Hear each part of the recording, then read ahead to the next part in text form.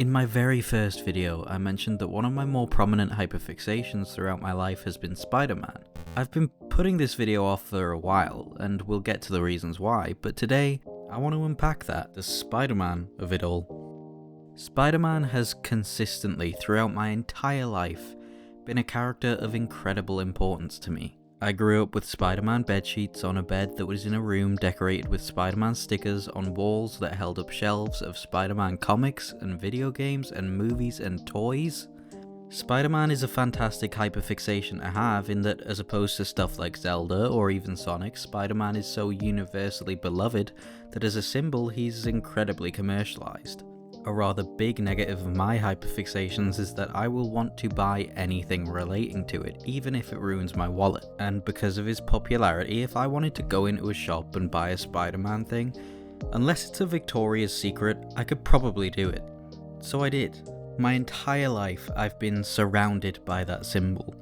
The mask of Spider-Man and everything it stands for. In fact, of everything we've talked about so far on this channel, Sonic, Zelda, Spider-Man is the only thing I've got immortalized on my body. I mean that literally. When I was freshly 18 and able to get a tattoo, I bit the bullet and spent literally everything I had on a Spider-Man sleeve with Venom, Carnage, Wolverine and Hawkeye too. That's not intentional, by the way. I've been wanting a Zelda or Sonic tattoo for years, and I just got caught up in the No Way Home hype cycle and prioritized this first instead, and tattoos are expensive, so I don't really have any more yet. I mentioned it briefly there, but Spider-Man really is universally beloved. My hometown even has a beatboxing Spider-Man that performs in the town centre sometimes.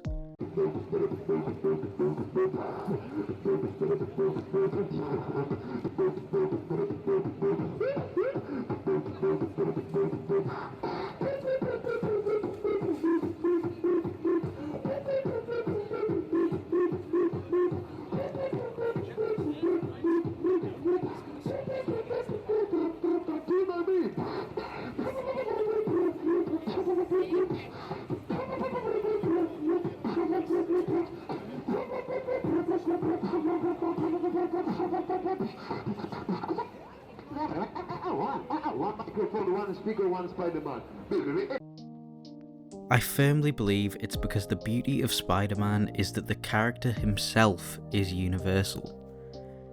He can mean something different to everyone because the fundamentals of his story, the nature of trying to do the right thing only for life to beat you down for it, the intense juggling of trying to make the person you are fit the life society tells you to have. At a fundamental level, those are issues that speak to many of us.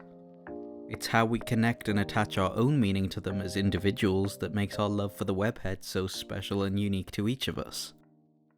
In Amazing Fantasy issue 15, Peter Parker is a shy, nerdy teen. In fact, he's even referred to as Midtown High's only professional wallflower.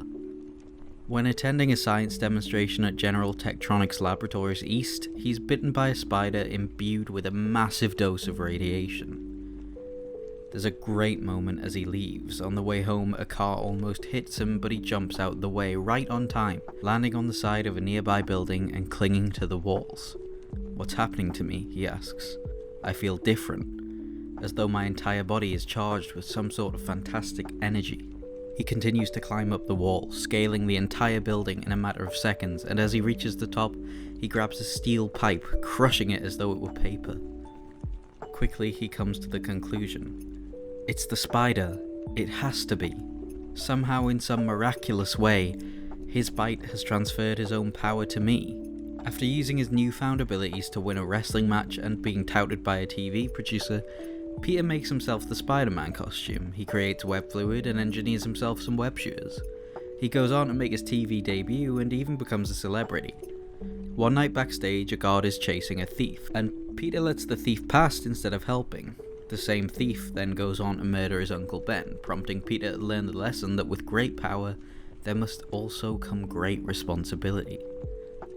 We know how the story goes. Spider-Man goes on to become a hero, a symbol of hope for the people of New York City. But to be that, to represent hope for people, Peter has to juggle a lot of weight on his shoulders. He has to split his life in two and keep Spider-Man a secret for fear of people targeting those he loves. Peter Parker, effectively, is not Spider-Man. I like to think of them more as two separate identities sharing the same body. And because of that, the more time Spider-Man spends at the forefront, the more Pete's life crumbles. He wants to be a normal teen. He wants friendship and companionship, but he can't stop letting people like Mary Jane down because he can't always be there for them. He wants to do well at school, he has educational goals, and yet he can't dedicate his time to them. He wants to support himself and Aunt May, but he can neither be a present nephew nor get a well-paying job because he needs the freedom to be Spider-Man, and vice versa. When Pete prioritizes himself, the city loses its hero. People in need of saving don't get saved. And then it comes down to that lesson again. Responsibility. Peter Parker's life can no longer be the priority. Spider-Man's is. This constant juggling is actually why I'm drawn to Spider-Man over other heroes. He's not a billionaire like Batman or Iron Man, he's not an alien like Superman, he's not a god like Thor. He's just an everyday person, failing at all of the metrics society uses to judge a person's worth. Economically, socially, romantically, his life is far from perfect. And those struggles ground him. He's a superhero, and yet he's not perfect. He's stressed, overworked, his secret, his mask, his identity keeps him isolated and lonely. And yet through all of it, he still simply tries to do the right thing. He's human. What makes it sting is that despite his best intentions, despite giving Spider-Man as much of his time as possible, despite trying his absolute hardest, sometimes it's still not enough. Sometimes the bad guys win. Sometimes people still die.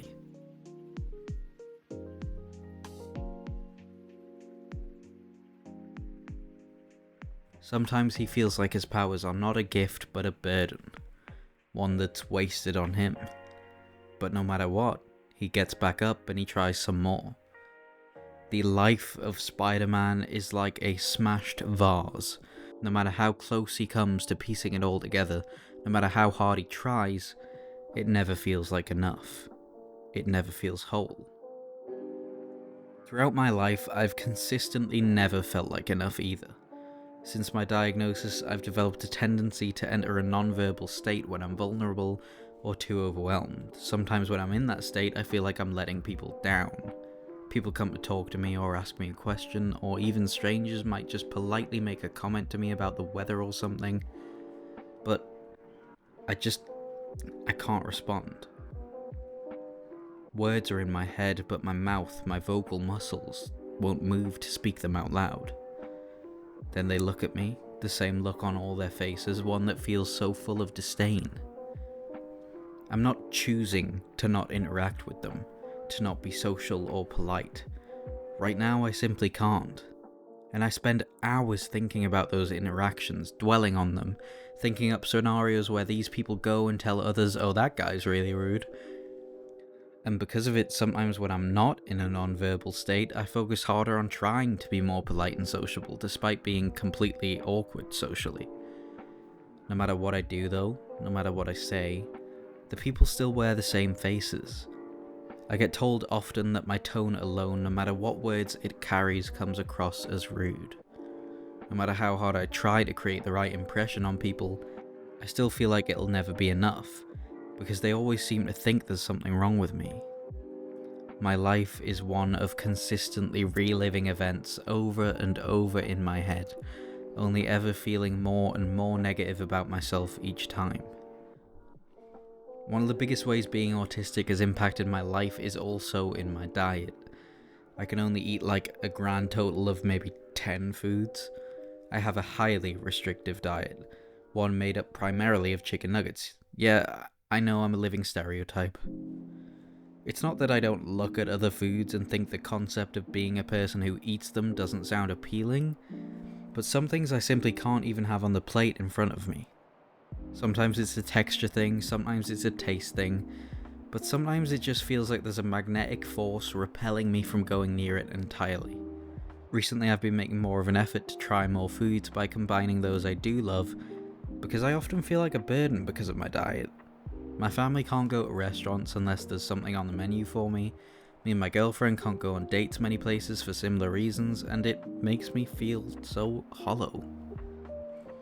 I've seen some minor success in some of the things I've tried. For example, I like mozzarella and I like garlic bread, so now I've both tried and like mozzarella on garlic bread.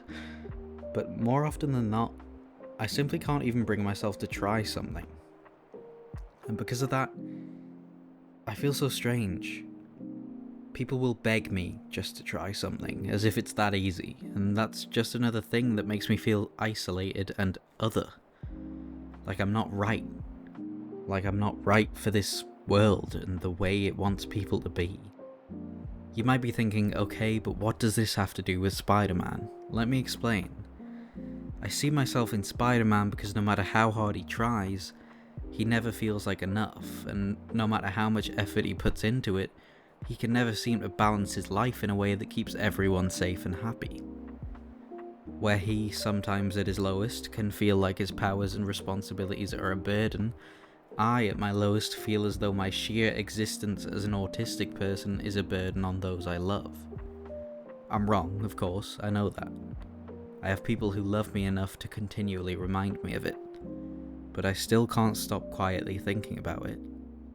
Sometimes I just feel too different, too other for the world, and that is the fundamental core of my connection to Spider-Man.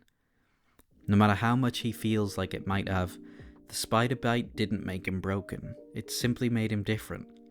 Nothing less and nothing more, just other. And his world just isn't built for that. So he's doomed to struggle a lot economically, socially, romantically, and yet despite not being built with his differences in mind, his world needs him to exist within it to survive, no, to thrive even. This is also why I think hyperfixations are so important. It feels so often like the world is beating me down, and if I didn't have these silly little special interests to live for, I don't know what I'd do. But it goes deeper than that. Hyperfixations can also make you feel seen. For example, this channel was founded on a hyperfixation on my love for Shadow the Hedgehog, and because of it, I've been able to feel less lonely, to grow a community of like-minded, kind individuals who remind me that I'm not alone in some of my struggles. Ironically, given that we're talking about Spider-Man, I've been reminded that there is hope for me yet after all. Furthermore, some of my best memories are attached to how important my hyperfixations are to me. Andrew Garfield was my Spider-Man. I know that's controversial, but he was the first Spider-Man I was able to see in a cinema, and that had a big impact on me as a kid. I remember going to see Spider-Man No Way Home on opening night and seeing him in costume again. There was a collective gasp amongst the audience and the excitement was palpable, and I can't tell you how good that felt, how electric it felt. To have something I love be celebrated by so many people. I felt like I was a part of something bigger, like I'd gone from feeling different in a negative way because of my struggles and my interests to feeling different, but collectively and in a positive, celebratory way. Like Peter Parker says, I feel different as though my entire body is charged with some sort of fantastic energy. I mentioned earlier that I've been putting off this video for a while. That's because really, since No Way Home, me and Spider-Man haven't quite been so strongly connected. That's the nature of some hyperfixations, sometimes they wither slightly. They can still be important to you, they're just not as important as they once were. I haven't really wanted to talk about it till now because it's kinda bummed me out. So much of my life I've loved this character, and him not being a major part of it anymore feels sad. But I don't think it's a bad thing. I don't think I dislike Spider-Man, or I grew out of him, or anything like that. Instead, I just feel like he was there when I needed him to be, and now I just don't need him to be. But that doesn't make him and the lessons he's taught me, the memories he's given me, any less important to me. If anything, I'm all the more thankful for them. Thank you, Spider-Man, for being there for the little boy that needed you most. I feel different, as though my entire body is charged with some sort of fantastic energy. And even if Spider-Man isn't at the center of my world anymore, I'll never forget what he gave me. That feeling, that moment, and that energy. Thank you so much for watching this video. If you liked it, please do consider sticking around and subscribing, and let me know down below about your hyperfixations and interests, Spider-Man or otherwise, and what they mean to you. I'd genuinely love to hear all about them.